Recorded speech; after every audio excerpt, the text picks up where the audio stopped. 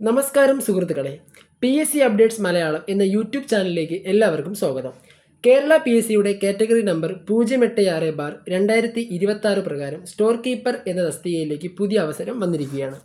ഒഴിവ്, യോഗ്യത, പ്രായപരിധി, ശമ്പളം, അപേക്ഷിക്കേണ്ട വിധം തുടങ്ങി എല്ലാ വിജ്ഞാപനവുമായി ബന്ധപ്പെട്ട കാര്യങ്ങൾ നമുക്ക് ഈ വീഡിയോയിൽ വിശദീകരിക്കാം.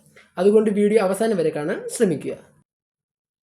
സ്റ്റോർ കീപ്പർ എന്ന തസ്തികയുടെ കാറ്റഗറി നമ്പർ 086/2026 ആണ്.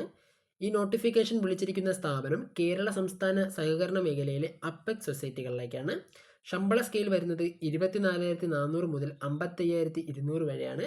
നിലവിൽ 1 ഒഴിവാണ് ഇതിൽ റിപ്പോർട്ട് ചെയ്തിട്ടുള്ളത്. നിയമന രീതി നേരിട്ടുള്ള നിയമനമാണ്. പ്രായപരിധി 18 വയസ്സ് മുതൽ 44 വയസ്സ് വരെയുള്ള ഉദ്യോഗാർത്ഥികൾക്ക് രജിസ്റ്റർ ചെയ്യാം.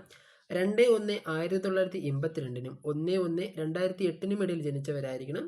2 തീയതികളും ഉൾപ്പെടെയുള്ളവർക്ക് അപേക്ഷിക്കാൻ കഴിയും. മറ്റ് പിന്നോക്ക വിഭാഗത്തിൽ ഉൾപ്പെട്ടവർ, പട്ടികജാതി, പട്ടികവർഗ വിഭാഗത്തിലുള്ളവർ എന്നിവർക്ക് നിയമാനുസൃതം അനുമതിമായ വയസ്സിളവ് ലഭിക്കുന്നതാണ്.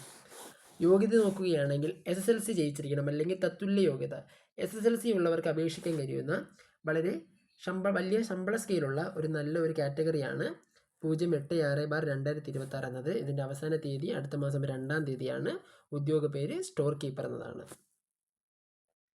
അപേക്ഷ സമർപ്പിക്കേണ്ട വിധം നോക്കുകയാണെങ്കിൽ ഉദ്യോഗാർത്ഥികൾ കേരള പബ്ലിക് സർവീസ് കമ്മീഷൻ്റെ ഔദ്യോഗിക വെബ്സൈറ്റായ www.keralapsc.gov.in വഴി ഒറ്റത്തവണ രജിസ്ട്രേഷൻ പ്രകാരം രജിസ്റ്റർ ചെയ്ത ശേഷമാണ് അപേക്ഷിക്കേണ്ടത്. രജിസ്റ്റർ ചെയ്തിട്ടുള്ള ഉദ്യോഗാർത്ഥികൾ അവരവരുടെ യൂസർ ഐഡിയും പാസ്വേഡും ഉപയോഗിച്ച് ലോഗിൻ ചെയ്ത ശേഷം സ്വന്തം പ്രൊഫൈലിലൂടെ അപേക്ഷിക്കേണ്ടതാണ്.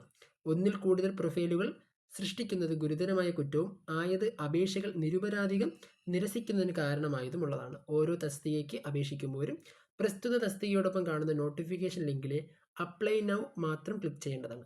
പുതുതായി പ്രൊഫൈൽ ആരംഭിക്കുന്ന ഉദ്യോഗാർത്ഥികൾ 6 മാസത്തിനുള്ളിൽ എടുത്ത ഫോട്ടോഗ്രാഫ് അപ്ലോഡ് ചെയ്യേണ്ടതാണ്. അപ്ലോഡ് ചെയ്യുന്ന ഫോട്ടോയുടെ താഴെ ഉദ്യോഗാർത്ഥിയുടെ പേരും ഫോട്ടോ എടുത്ത തീയതിയും വ്യക്തമായി രേഖപ്പെടുത്തിയിരിക്കണം.